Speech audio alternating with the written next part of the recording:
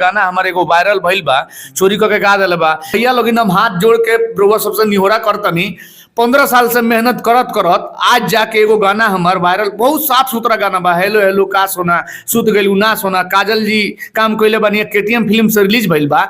ए गाना के टुनटुना उठा के रउआ लोग इतना ओकरा पर रिपोर्ट मारी, ओकरा आईडी पर, ओकरा एथी पर, गाना पर कि गाना बंद होके ना तो टुनटुन तू सुन ल गाना अपन आके हटाव, सार्वजनिक रूप से माफी मांग। लोग नहीं के देखत कि टुनटुनवा गाना चोराइए के स्टार बनल बावे। छोटू शिकारी के गाना चोरी क के राशि में बदमाशी लिखल बा, उ सारा जना के चोरी क के ही अपन आगे बढ़ल बा। एकर मने औकात नहीं खे कि हमरा सामने बैठ के 5 मिनट हारमोनियम लेके गा दे।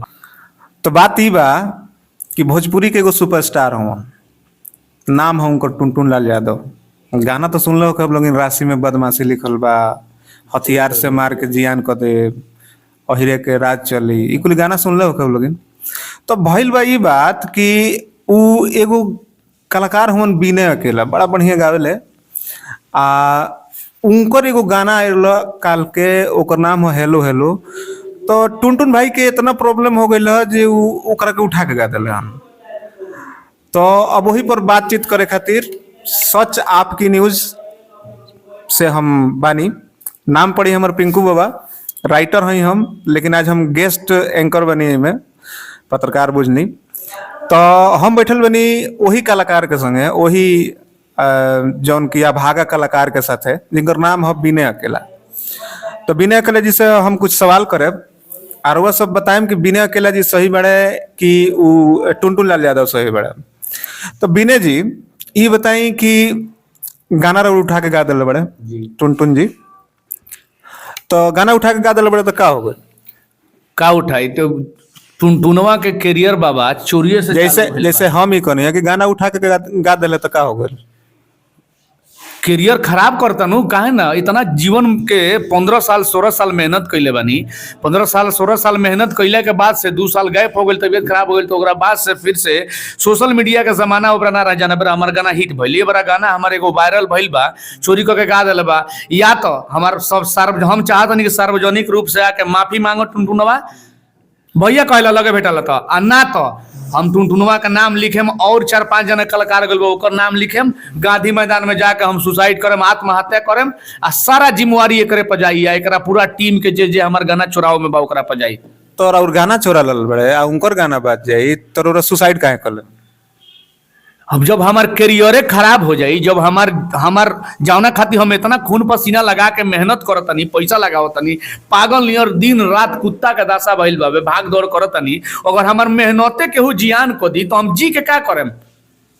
तोरा जिंदगी से उनकरा कौन लेन देन बटे? उ तो मस्त बड़े, उ तो फॉर्च्यूनर पर घूमत रहे। देखिए ओकरा तनको ओकरा शरम नहीं खे कि ओकरा लगे 2-2 गो फॉर्च्यूनर बा, ओकर पूरा खानदान रुपया कमाला, ओकरा लगे 2-4-10 करोड़ रुपया भी बा, लेकिन चुतिया के इतना नइखे सबूर कि एगो भाई के, बड़ भाई देखिए हमरा लगे भेटाला तो भैया कहेला, अबे दूर जाके हमार गाना चोरा के गा देले बा, जाना था कि बिना भैया के गाना लेकिन गा देले बा, तबो एकरा सबूर नहीं खे टुनटुनवा के कि बिना भैया के गाना हम काहे गावतानी।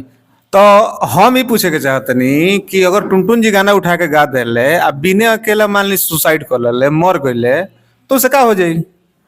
ठीक, पब्लिक के कोनो फर्क पड़े बा? पब्लिक के तो फर्क पड़े के नहीं के। पब्लिक देखत नहीं के। पब्लिक जितना भैया लोग हम हाथ जोड़ के रउआ सबसे निहोरा करतनी, 15 साल से मेहनत करत करत आज जाके एगो गाना हमार वायरल, बहुत साफ सुथरा गाना बा। हेलो हेलो का सोना, सुत गइलू ना सोना, काजल जी काम कइले बानी, केटीएम फिल्म से रिलीज भइल बा।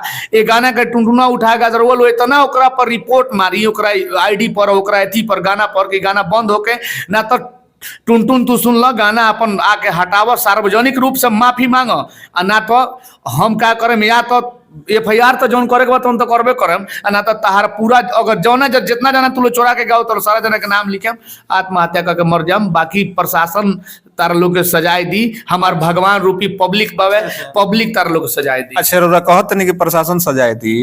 लोग नहीं के देखत कि टुनटुनवा गाना चोराइए के स्टार बनल बावे। छोटू शिकारी के गाना चोरी क के राशि में बदमाशी लिखल बा, उ सारा जना के चोरी क के ही अपन आगे बढ़ल बा। एकर मने औकात नहीं खे कि हमरा सामने बैठ के 5 मिनट हारमोनियम लेके गा दे। अच्छा रोरा उनका से निमन गायक है? हैं और उनका से निमन गायक है? बैठो ये खाली बैठो हमारा संगे बैठो, मुंह में तो बुझाला कि ओकरा बांस धासल बा उंगा गाँव। अब यहाँ के ढेर बतिया तनी रउआ सब टुनटुन यादव जी के टैग करी आ कहीं कि एगो छोट मोट ब्यास तरह के चैलेंज करता। छोट मोट कौन छै, बड़ भाई हई हम ओकर, हमरा बड़ भा- बेटा कहला भैया हुआ आके गोड़ लागेला हमरा के, अथी जो भी बेटा ला हमरा के गोड़ लागेला, गोड़ चुके। आ देखी आज एकर औकात बा खाली चोरी क के गावेला, ई एक लगे इतना जैसे- रुपया बा फिर भी एकरा सबूर नहीं खे कि हम इतने से सबूर संतोष करी, भैया के गाना बाई त चाहे हमरा भाई के गाना बाई त भाई के आगे बढ़े दी। ठीक रउआ बात ठीक कहनी। तो ई तो टुनटुन यादव जी के लागे वाला बात बा कि यहाँ के चैलेंज करतन जे हमरा के गायकी में ना टिकी है। जे बा टुनटुन यादव के गायकी फैन ओकरा अइबे का करेला, संगीत से हम एमए कइले बनी, गायकी के नाम पर का आवेला, भाग्य भरोसे गाना चोरा चोरा के खाली जतियौता के नाम पर अहिर हई ओ के चलते टुनटुनवा आगे बढ़ल बा। बाकी कोनो तरह के ना ओकरा लगे गाना बा ना बजाना बा ना कोनो तरह के बोल 5 लाइन बोले के कह दिया जाओ नु कि 5 लाइन जा डीएसपी साहब डीएम साहब मुख्यमंत्री साहब बैठल बनी तरी सोबोधर करो तो हालत खराब हो जी, मर जाइए गाँव में भोर पड़ जाई कि हम का सीख ले बनी। तो जब उ गावे ले होइए ना तो उनकर 20 गो गाना केंगे बाज गइल।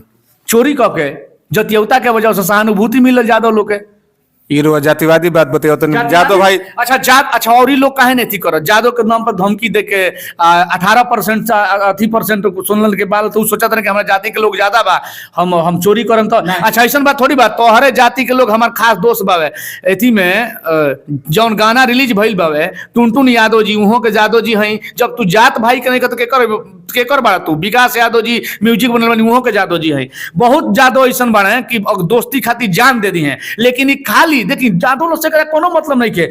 एको को बताओ तो केहू जादव के लड़की के बियाह करौले होके तो, जादव के गरीब जादव के लड़का के आगे बढ़ौले होके तो, ओकरा के 5 लाख रुपया कर्जा देले होके, ओकर घर बनवले होके तो ना। तो सही बात बानू, एको को नहीं कइले। एगो बहुत पहले हम सुनले रहनी, वायरल भई रहे, जौना में कहत रहे कि टुनटुन यादव जी कहत रहनी कि पेट्रोल भरवानी तो हम पैसा देनी कि ना, हम अथी और कोनो सामान लेनी तो पैसा देनी कि ना, तब हमरा के जादव लोग कहाँ सपोर्ट करला।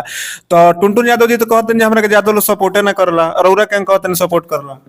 अच्छा बिना सपोर्ट के केंगा। अच्छा ये बताएं कि सब कलाकार के गाना आवता तो वायरल होता तो डिलीट हो जाता, टुनटुन यादव के गाना केहू के चोरा के गावेला तो काहे ना डिलीट होला?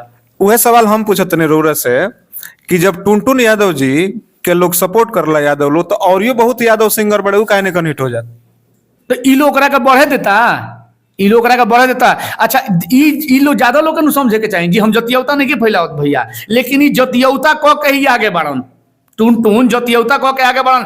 आज तक ले एको कोई साक्ष्य दे देस टुनटुन कि कोनो जादव के लइका के हम सपोर्ट कइले हो कि उ आगे बढ़ल हो के। खाली अपन दाल गलावला से मतलब बा टुनटुनवा के, केहू से एकरा मतलब नहीं के, खाली ई अपने जाति के लोग के बुर्बक बनावेला, आंख में धूल झोंक के आगे बढ़ता, एकरा सबूर संतोष नहीं। ये बात सही है जी, रोलन आंखी में धूल झोंकेले, अगर धूल झोंकेले तो ये लड़का के देखी लोग, बिना अकेला नाम हो, हम 15 साल से जानते नहीं, बहुत बढ़िया गावे नहीं यहाँ के, बहुत टैलेंटेड हुई।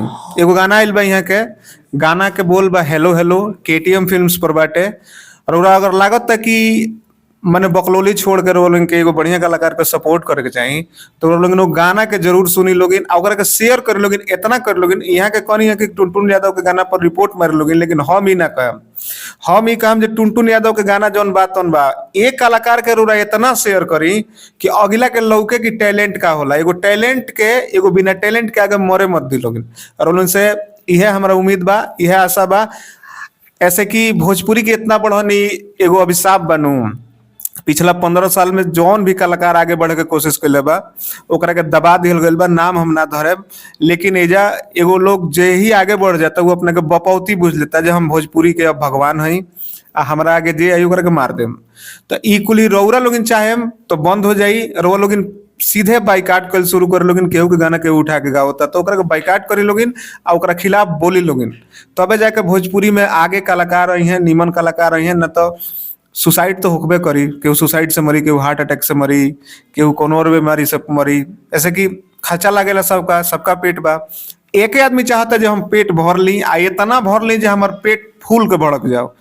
अब दूसरा के कबो आगे बढ़ देवे के चाहता, खाली जादव लोग के ना होला कि कान्हा पर बंदूक धके चला के हम आगे बढ़ गनी। काम करे तो अपने वाला, एको को साक्ष्य जी के जादव के लड़का के मदद कैले सपोर्ट हुई जहां तक ले उ ना देखे लगी कौना जात के का बा उ खाली दूसरा गाना चोरा ली आ जब देखी नु कि हम कमजोर पड़ते तो लागी जतियौता करे तेजस्वी नीतीश भैया लालू चाचा लागी अपन जतियौता करे रे कलाकार के कौन जाति बा रे कलाकार के कौन जाति बा आज तक लेके जानत कल्पना जी कौन जात के हई लेकिन टुनटुन यादव जी के लोग जानते अच्छा बहुत लोग ना जानत रहा कि क्या बोले जला रवि किशन जी कौन जाते हैं चुनाव लड़ने तब न लोग जानल कि रवि किशन जी इतना दिन लेता उ लोग के पैरा जतियौता ना रहे लेकिन ये बड़ा इतना जतियौता फैला के लोग सामने ही प्रशासन के उल्टा पुल्टा बोल के नहीं तो रही सच्चाई के समझे के पड़ी कि प्रशांत किशोर के जाति हम 1 साल पहले लेना जानते रहनी, लेकिन जैसे ही वो चुनाव जैसे वो लालू जी के सपोर्ट कैले ममता बनर्जी के सपोर्ट कैले नीतीश जी के सपोर्ट कैले तो हम ना जानते नहीं कौना जात के हवन। 1 साल पहले जब वो राजनीति में अले तो उनकर हमरा नाम पता लगल जी कदम पाड़े हवन। तो बिहार में जाति जौन बात तो एगो सच्चाई बा ओकरा के मानी ओकरा के डिक्लाइन मत करे। जाति बा तो कौन चीज और जात के लोग लाइक आगे ना बढ़ी और जात के लोग का अधिकार दिहल बा कि ना कि भारत के संविधान में हमनी खातिर कोनो तरह के कानून नहीं के बनल कि ये लोग के जात के लोग आगे बढ़े के चाहिए। कलाकार के कोनो जाति ना सब कलाकार एक जाति के होला कलाकार के कोनो जाति नहीं है सबकर जाति होला बिहार में जिसकी जितनी संख्या भारी उसकी उतनी हिस्सेदारी।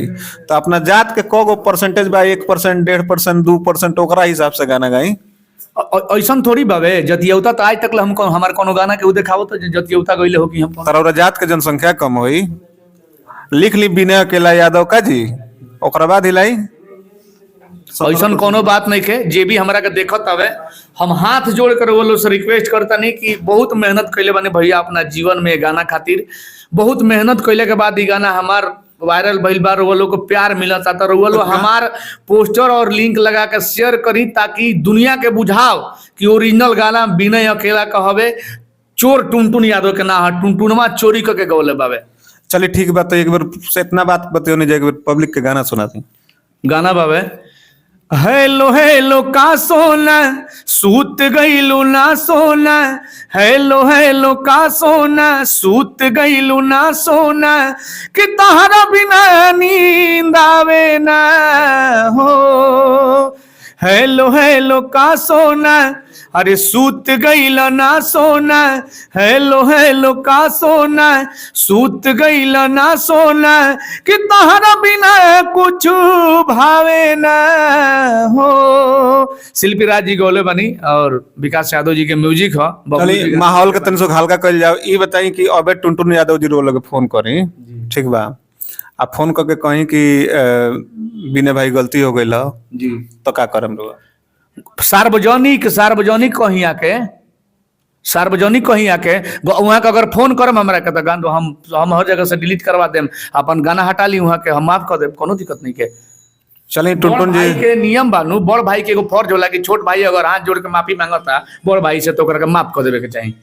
चलिए लोग माफ कर दिया जाई हम ही पिंकू बुआ यहाँ कहीं विनय अकेला जी और सब चैनल के देखत रही प्यार देते रही तब तक खातिर शुभ रात्रि सब्बा खैर नमस्कार।